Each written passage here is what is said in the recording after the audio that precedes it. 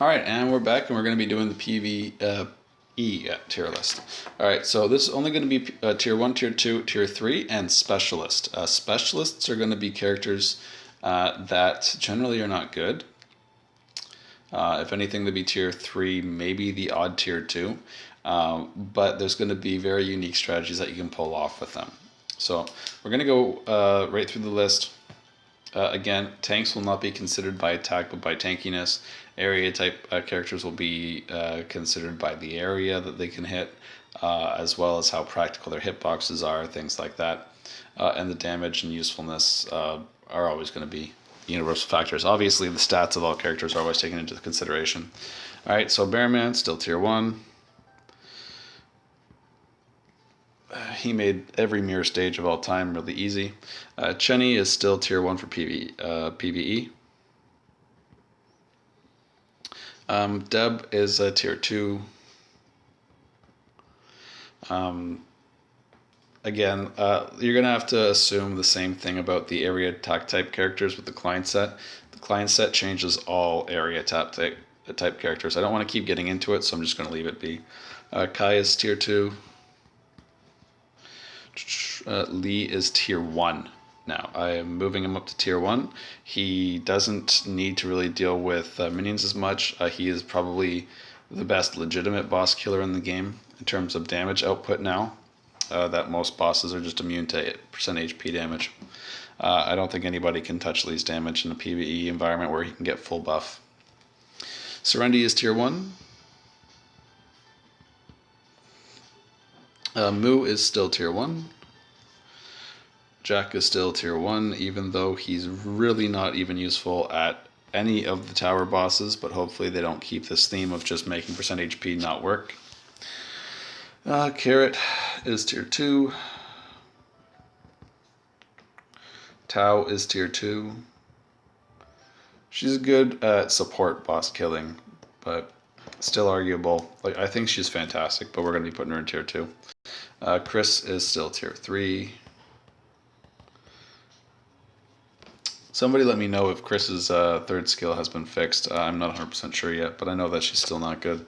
Momo is tier 2. He's got an awesome hitbox. He's got high attack. He's like a tankier version of Carrot with no debuffs, so it's just... I think he belongs wherever Carrot is. I just think that Carrot's better. Jenny is, again, tier 2, but she is another one of the Klein changes everything. Unknown is tier 2. He is more of a specialist for Rotku, but still, stun is universally good. Ekaterina, definitely tier 1. Lena, definitely tier 1. Moss, you know what? I'm just going to put healers in their own thing. And I'll rate the healers for how good they are. So just make a little healer section. Let's just put Moss there. He's the best actual healer in terms of straight damage healers. Okay, Jin is tier 3 as the worst version of Tao. Nirvana is more of another healer section, but he's more of a party buffer. So Nirvana is the healer that you need for more party. Basically, he's a buff mule. He's not really a healer, in my opinion. He's got kind of some crappy ass healing. Rage is definitely tier 1 in PvE. Angela, definitely tier 1.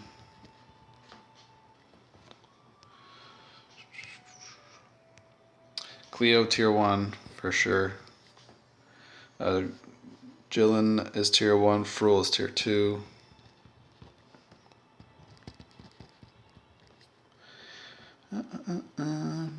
Persona is a specialist. Soraka is tier 3. Musaka is tier 2.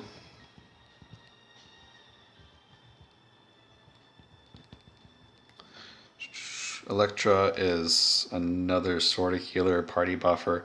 Electra is basically like a bad mix of Moss and Nirvana. She's probably the worst character in terms of healing in the game. Roboff is tier 2. He's a situational specialist, but again, disarm is universally good. It's not like you just need him for these specific strategies here and there. Alfred is tier 2. Again, another keep in mind client. Azrael is tier 2.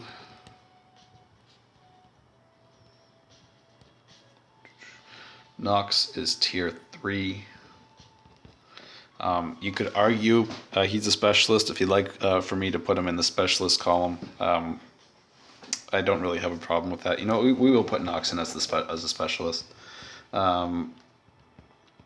Seeing as how he can immobilize from 4 range. And he also does have Confuse for cheesing the dragon, so I should probably keep him as a specialist instead of... like, he doesn't have very good practical use, but in terms of very specific uses, there's definitely ones where he'll shine. Dominique is tier 2.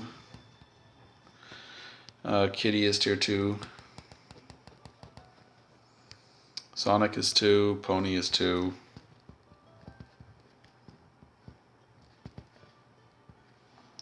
Characters that have things like make your character move around a bunch, or if this condition's fulfilled, do extra damage. They definitely are a lot more practical in PvE than PvP, so it is being noted here. Frankenstein and Raskria, again, Rask I think is actually tier 1 PvE, and Frankenstein is tier 2 at best.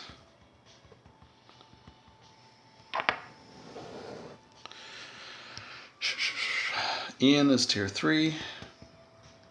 Dolores is tier 3. You could argue again that Dolores is a specialist with mana drain. I'm just not going to entertain it. You know, Azrael could do it too, but I just don't believe in that. Henry is tier 3, but maybe deserving of a specialist spot, so I'm going to put him in the specialist right now.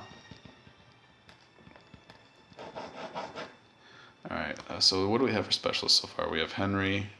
Lilith's going in also as a specialist.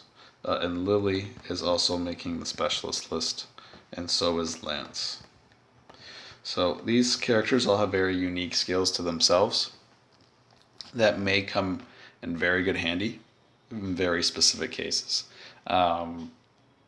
Otherwise, I don't think that anybody would choose to have them in their team as regular members. For some reason, I think I forgot a specialist. Is it Nox? Yeah, so I'd put Nox over. Okay. Moa is tier 3. Wang is tier 3. Shark is tier 3 or a specialist. You know, his confuse rate is so high, we will put him in the specialist. Shushu is a healer. And I don't think that she's as good as Moss. But she's not terrible. At least she could actually bring damage. She's got a 5 range skill. I still don't think that she's great. I do like that her passive is percentage based though. It's nice. Again though, I just don't think that the stats are there for her. Sierra, I'm actually gonna put as tier 1 PvP. Oh, sorry, PvE. Or Sierra, or whatever her actual name is. Alex, tier 2. And Zero is tier 3. Just because so many people complained that he was even anywhere. I don't think that Zero's like actually that terrible. It's just his actual problem is competing with people that actually have a legitimate claim to the spots that he's in. And there's nobody that you would think to reasonably drop to put Zero in your party. Unless you just started the game, you were only signing in for like 2 months and he was one of the gene heroes you got. Like, there's going to be very unique situations behind that. And of course, the other heroes that aren't out yet, we'll just leave them be for now. Except Klein. Klein's totally tier 1. But he's a badass. Um, so again, not that much has changed. There's been some reconsideration to a lot of heroes. And their usefulness. I almost put Jack in tier 2, but it's not like it's just because his inability is really kind of confined to Tower of Dawn hard mode only. I still think that he's kind of got a canon place on any team. Same with Lena. She does other things other than percentage HP damage. Her weakening still applies to characters with immune. She does have charm. She does have immobilize. She does have a lot of great things about it. Mu, it's just a great character all around.